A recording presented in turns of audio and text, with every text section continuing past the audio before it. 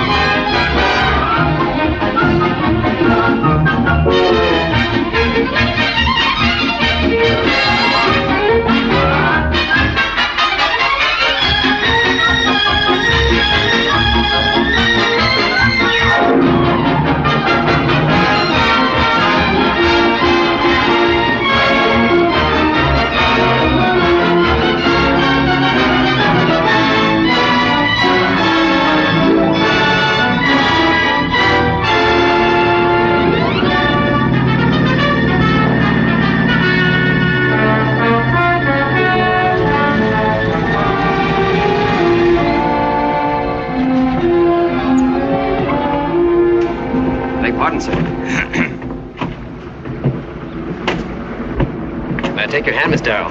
If you don't mind, Lieutenant Benson. Major. Yes, sir, Colonel. Watch your step, Miss Darrell. May I drive you home, Miss Darrell? I'll get your luggage, Miss Darrell. Richard! Excuse me, Colonel. Richard, Sue, darling. I've got a cab taking you away at the gate. We can pick up your baggage there. Go on. Oh, Richard. I'm sorry, but it's been such a long time. Well, how on earth did you know when I would arrive? Oh, I have ways of finding out. After all, I'm pretty well known in flying circles. But let's talk about you. Oh, well, that would take weeks. I played in England and Italy and Africa. And, you know, I was afraid that the boys wouldn't like a dramatic actress, but they seem to like it very much. Why shouldn't they? Just looking at you is top-notch entertainment. Oh, you're a dear. Thanks. Anything more I can do for you? Yes. Marry me. Oh, well, don't you think we ought to know each other better? I mean, how long's it been? 5 weeks? 7, counting the 4 you were away. But I know you, Susan. I knew you the first time I ever met you. Oh, you're regal and gracious and charming and patrician. Well, don't you think you ought to know a little bit more about me, my background, my... You love me and I love you. That's all that matters. Besides, what could there possibly be about you that I should know?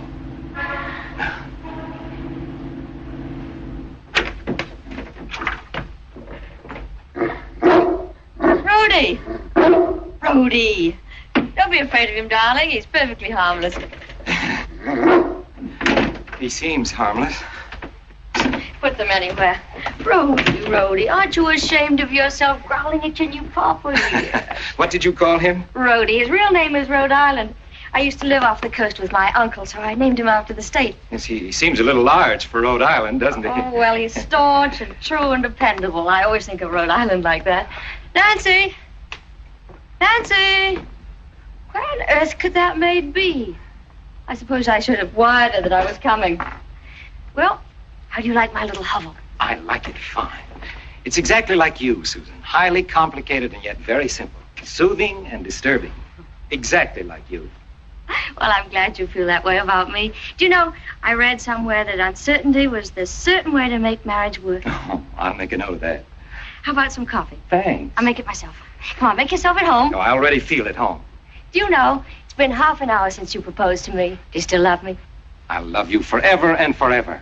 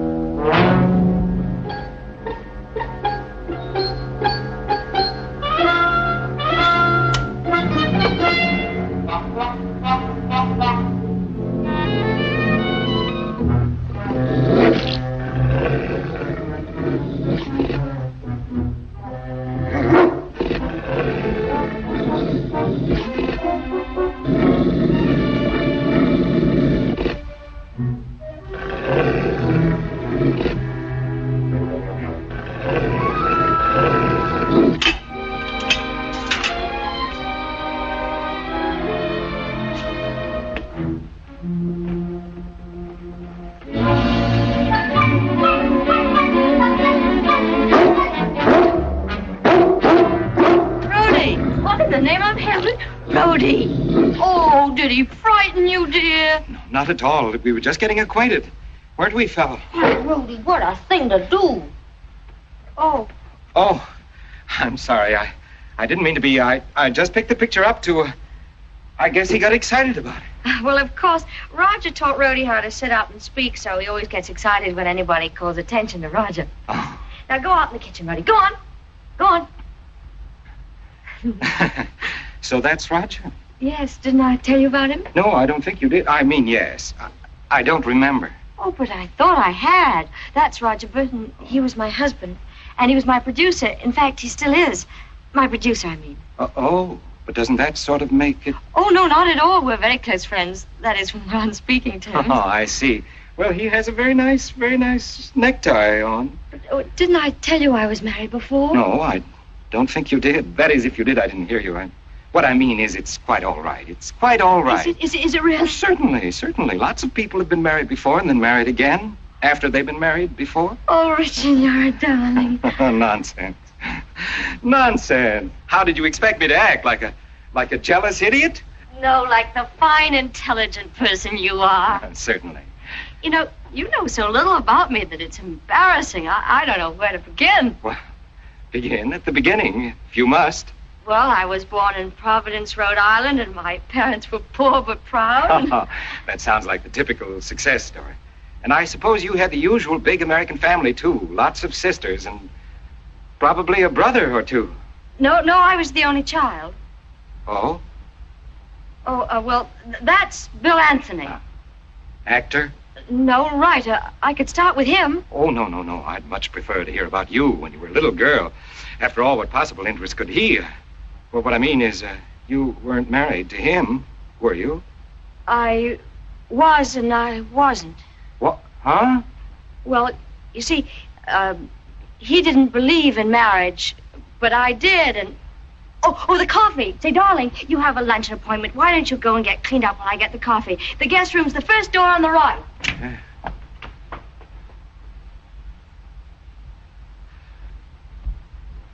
Susan! Who is this? Oh, that's Mike Ward, the best friend a girl ever had. Oh, just a friend, huh? Yeah, that's right, though. I was engaged to him at one time. Oh, only engaged, huh? Yeah.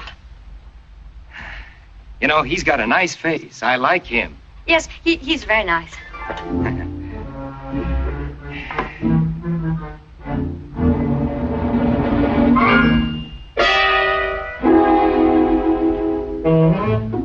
How long do you think you'll last? Pretty soon you'll be in the gallery too, eh?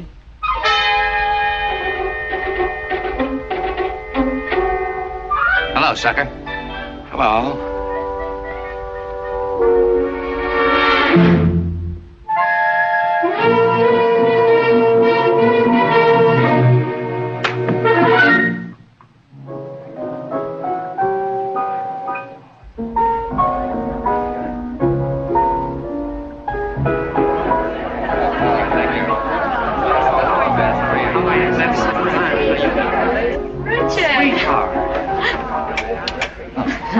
Oh, I didn't know that you had... Oh, you said you wanted to meet some of my friends. Oh. Come on, they're dying to meet you.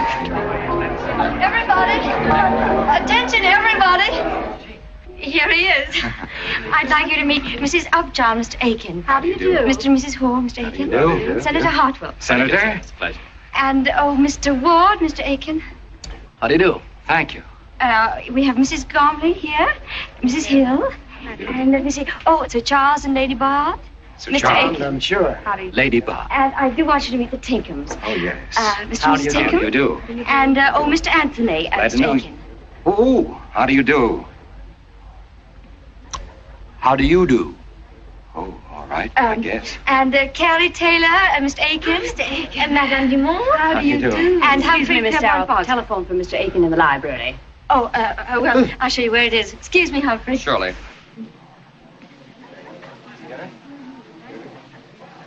Phone's on the desk. Oh, thanks. Well, don't go, Susan. Hello? Oh, hello, Withers. What? Are you sure? That's splendid. That's marvelous. What is it, darling? The president has just appointed me regional coordinator of the National Aeronautical Bureau of Reconversion. Oh, that's wonderful. It's a great honor. Oh, just a minute, Withers. Do you realize what it means? No, not exactly. Well, it means I'll have to go to the coast right away. It'll take me 10 days to clear things up out there, and then I'll be permanently stationed in Washington. What do you think about living in Washington? Well, I think Oh, so. I knew you would. Withers, how soon can you get me plane reservations? 2 people. But, Richard, wait a minute. Midnight plane? We can be married at my mother's home in Pasadena. Oh, that's splendid, Withers. Thanks very much. I'll see you at the airport. Just think, the head of the NABR.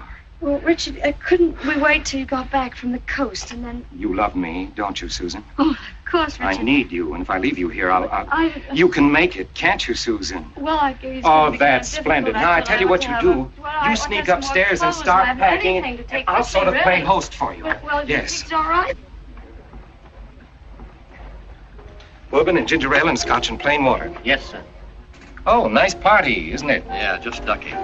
I've seen the time when Susan really used to throw a party. But if you know her at all, you probably... Well, hello. Hello. What were you about to say? Oh, nothing at all. How about a drink? Yes, I think I will. A small glass of port wine. Yes, sir. You sick? No, as a matter of fact, I feel fine. I see. You know, I'm a little befuddled, so correct me if I'm wrong, but aren't you the guy Susan's going to marry? Of course. Oh, congratulations. Thank you. I understand that she was engaged to you at one time. Oh, she told you that, did she? Why, certainly. You know Susan, as honest as the days are long. Yeah? Well, don't you agree? Oh, sure. Yes. Port wine. Hmm? You're going to get a swell gal, Aiken. Yes, she's a very fine woman. Where are you going to live? Probably in Washington. Oh, Washington. Oh, well. Boy, will she make that town sit up and take notice. I can just see her leading a conga line of senators right down Pennsylvania Avenue. You conga? No, I don't. You rumba? No. I'll bet you waltz. What's wrong with waltzing? Well, nothing at all. Susan waltzes beautifully. But you probably know that. Bourbon, scotch. Thank you. I'd hate to see anyone make Susan unhappy, Aiken. Yes, sir. I'd be awfully upset. You know, she's a gay, happy, fun-loving gal. Always laughing and always joking. And nobody ought to try changing her. Nobody. Yes, I see what you mean. Excuse me.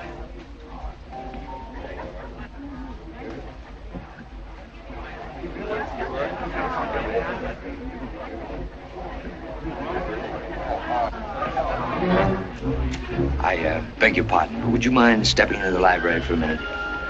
No, of course not.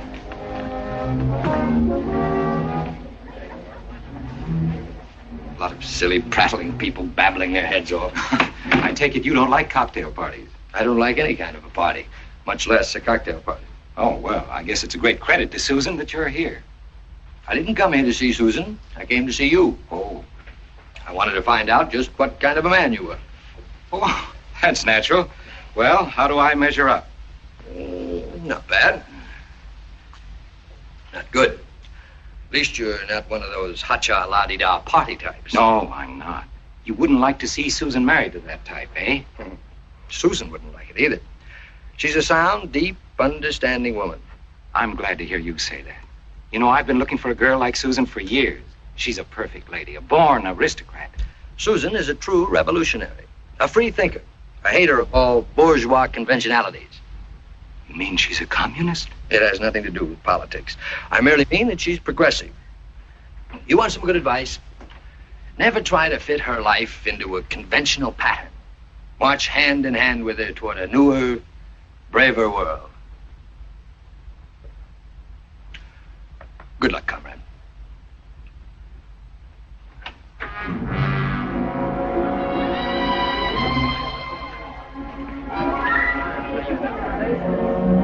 Good afternoon, Mr. Griffin. Where is she? Upstairs. Good